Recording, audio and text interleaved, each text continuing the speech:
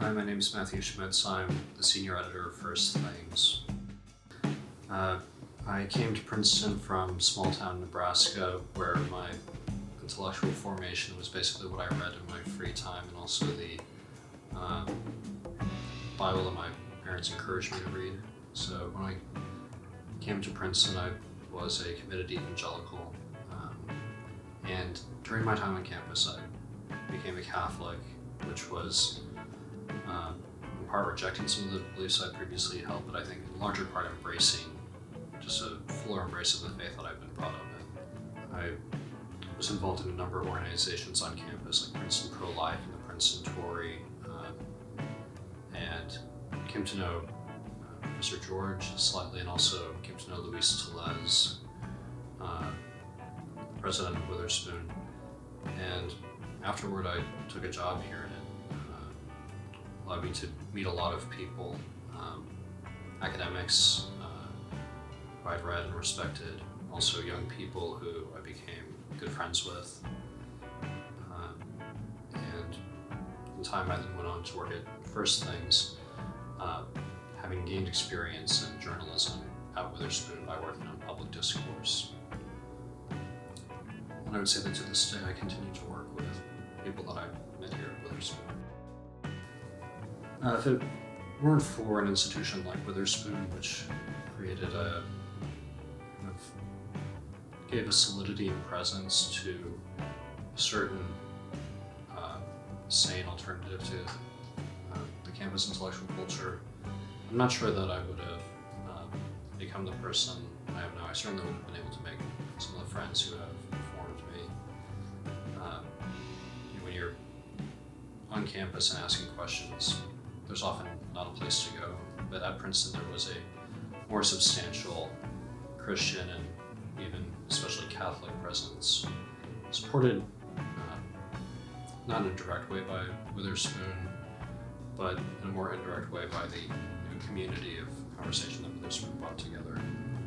And so that Witherspoon shaped me indirectly as an undergraduate. And then when I came to work at Witherspoon, it introduced me, I'd say, to many people who were as committed to the truth and to what is good as I hoped to be, and also people who were very serious about their faith. It's not clear that the public intellectual still exists, and I think we'd be hesitant about claiming the title myself.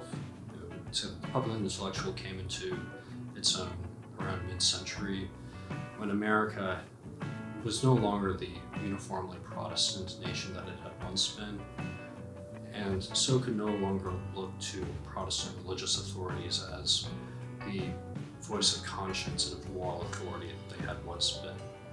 And so the public intellectual became the kind of pastor, the person who provided a moral and almost religious guidance to the nation. So some of the great public intellectuals were pastors, people like Reinhold Niebuhr.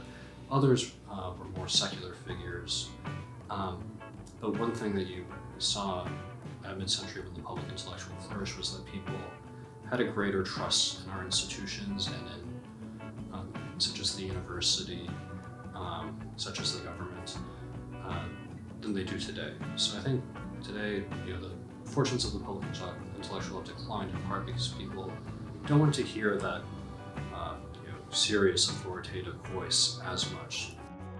There's a very heated debate over what direction the Republican Party and the right should go in America. Is the Trump phenomenon a disaster or an opportunity? And even people who have desire the same things have differing reads of whether it's disaster or opportunity.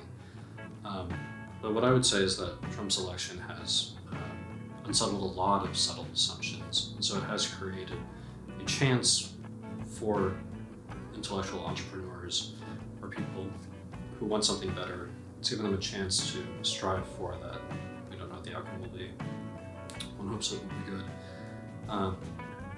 So there's that internal challenge of self-definition. More broadly, I think it's the duty of the conservative movement to generally conserve what is best in American lives, I'd ask, how can we restore families? Many people aren't able to form single families as they would like to do. How can we create a culture that actually allows Americans to freely express their religious views, so that those aren't shunned to the side? And then, how can we, raise our children without having them being raised by the state of society in a way counter to our beliefs?